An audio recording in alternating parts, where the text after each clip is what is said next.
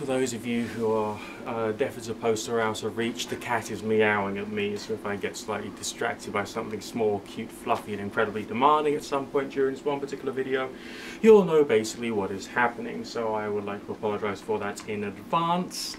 Prior to me getting on to the body of this one particular little video that I'm doing for you, obviously Merry Christmas, Happy New Year. I haven't worked out if I'm going to do a big video for Christmas. I really wanted to. I got myself all the green screen apparatus. Now I don't use it because I don't have the time because I'm working harder. Bad vibes. And a rather inappropriate belch as well. Anyway, let's get on with the subjects of this one particular video so I can tell you my opinions, because basically you come onto YouTube, you don't always see facts, you sometimes just see opinions. Sometimes they can be good opinions, sometimes bad. But this is mine on this one particular subject. Relax, let's go with the flow. It says, hey Nick, I've been following your YouTube channel for a few years now. Good move. I've got lots of thousands videos out there now for you to browse at your leisure, so please do, you know, click on my channel name or watch as many as you can and just really engorge yourself in all the proper stuff I do and the less proper stuff I do and the thoroughly irreverent stuff I do for a laugh for no particular reason, apart from the fact I like turning on the camera, turning on the lights and going a bit, hey man, I'm a superstar, or knowing of course that video won't actually get more than 200 views. Okay. It says here, I thought I'd message you a question for your Q&A series. I have seen you comment on meditation and how important it is many times. Yes. I've been interested in beginning to practice meditation myself, however I'm not sure where to begin or how to do it properly. Now most instructions that I've found upon meditation is explained within a religious context such as Buddhism, Hinduism, Jewish mysticism, or a secular context such as psychological or mental health standpoint. While I do not consider myself to belong to any particular religion, as most people really don't, even those who are part of a particular religion, I do consider myself to be spiritual and theistic in a non-conventional sense. Therefore you're basically probably a deistic individual, so research deism. I would like to use meditation and visualization techniques primarily to help me to attain greater understanding of spiritual phenomena and enlightenment.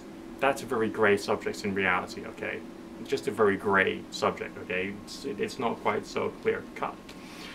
Help myself to feel more connected with the universe and the spiritual world. Again, a very grey concept. You've got to accept the fact that's a grey concept. It's a good concept, but it's still very grey. Strengthen my willpower and to produce more potent experiences in magical experimentation, which is again a bit grey. But on the other hand, it's, you know, it's good. You got a good motivation there, so let's go for it. I would also like to use it for non-spiritual purposes to improve my mental health through achieving a higher state of mental clarity, better focus and concentration, reduce stress and more vivid dreams. So, you've obviously got a very pinpoint, you know, precise, you know, goal there. You know, I mean, what you got there is like a whole like spectrum of like different things that you want to achieve, and in reality, you know, you might have to think that there's different forms of exercises for each and every single one of those. So instead of like, these are all the million things I want to achieve, now tell me how to do it now in a 10-minute video, okay? Yeah, no. Wouldn't it be more worthwhile actually giving yourself some kind of program or plan and spend time like researching just the visualization side of things and spending like a month understanding that and then working out doing another month worth of practices along those lines, and then you can work more on, I don't know, tranquility and developing tranquility and spend a month researching different schools of thought about that, develop yourself a program and spend a month practicing that and carry on doing that step by step by step by step by step, because like the way I see it, the whole thing about meditation is it's a flowing practice which changes with time. You think, oh, that seemed to have that kind of effect, so I'll try that a bit more for that kind of effect. Oh, that seemed to have that kind of, oh, that was interesting, you know, and you take mental notes, you take written notes if you want to, you know, audio notes, record tons of WAV files on your computer and completely chock up your hard drive, and then your computer goes, you know, AWOL, and you have to go and take your hard drive to a computer shop to extract all the WAV files, so you got it on DVD so you can access it later, and whatever, okay? But in my humble opinion, I am HO, okay? I am HO. Take it as a course of self-education, because you've got millions of things you want to achieve there, but it's like, oh my god, I don't know where to start. Well, you don't know where to start because you haven't got one particular goal to focus on first. I mean, it's like, you know, oh, anything, and any other form of art. Let's say someone wants to learn more about how to paint. They might want to learn first about how to paint shapes, and then they'll spend some time doing that. Then another time they'll spend time working on characters and portraiture. Then they'll work on how to use colours, and then they'll work on light and shade and how to create depth. And they would do it bit by bit and stage by stage as they progress through their artistic career. The word art refers to the improvement of skill over time through practice and research, basically. Alright, it's not a question of art is painting, art is sculpture, art is poetry. You know, art is the progression of skill over time with the practitioner. That's realistically the way I see it, what it means. Alright. But your question is, do you think you could help out by giving me some tips and pointers on how to begin meditating in a proper way to achieve any of these results? Right, okay, well, I've just done that, haven't I? Okay, you know, I've just done that. But what I would like to do right now is to just give you a suggestion. Alright, suggestions are not orders. Suggestions are not orders, okay? So I'm not going to use the word should here, as lots of people on, you know, the old fucking spiritual marketplace, brainwashing cult leaders do. You should do this, you should do that. You know, it's like a word saying, I'm superior to you, I know more than you got to do as you're told by me because I'm the one with all the power. People who like that are just a bunch of wankers, basically. Really undesirable people. And also, they want to stop you from thinking so they can have more power over you, and that's sick. With a capital S at the front. Okay, that is just twisted. So don't listen to people like that. A suggestion, if you don't have migraines or epilepsy or any other form of seizure type complaints, and you don't react badly to things like strobe lights, get to learn what a meditative state feels like. I used to read books when I was going through this whole New Age pagan-y thing, which would say like what you need to do is after you know, once you practice, obviously you're just starting out now, but once you practice, all you can do is count down from 10 to 0, then you'll be in your trance. But without actually defining what it means by trance, or how to make sure it's like, you know, concrete and reliable, or whether that particular variety of trance, whatever that means this week, is right for that particular exercise. Why? Because they don't know, and they're full of shit. Alright, they're in denial. Don't even know I am lying. Denial, if you know what I mean, okay? So remember that there's lots of shit around. So get yourself a mind machine.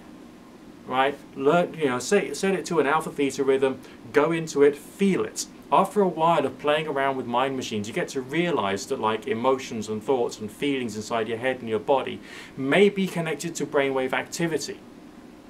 So after a while you learn what that feels like to be in that alpha state, or like some different stages in the theta state, and also the delta rhythm, and also the beta and the gamma, and how that translates itself into mental and physical sensations.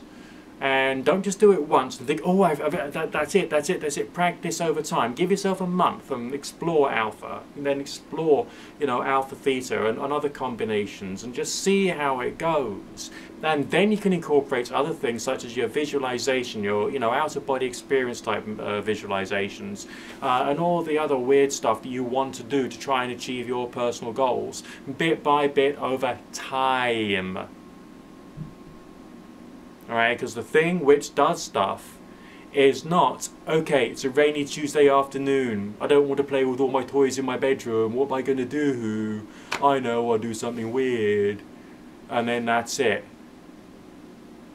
Alright, there is this kind of like way of life aspect about all this stuff.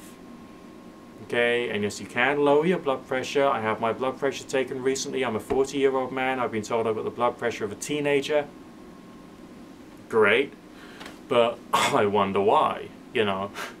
Maybe it's because I try and take time for myself. I do these like relaxing, healthful things, and of course I eat an awful lot better than I used to.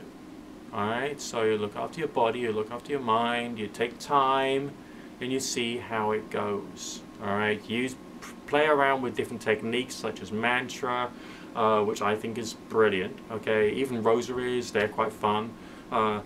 The labyrinth, tracing your finger around the path of the labyrinth, in and out, whilst you're doing a chant. That's quite interesting.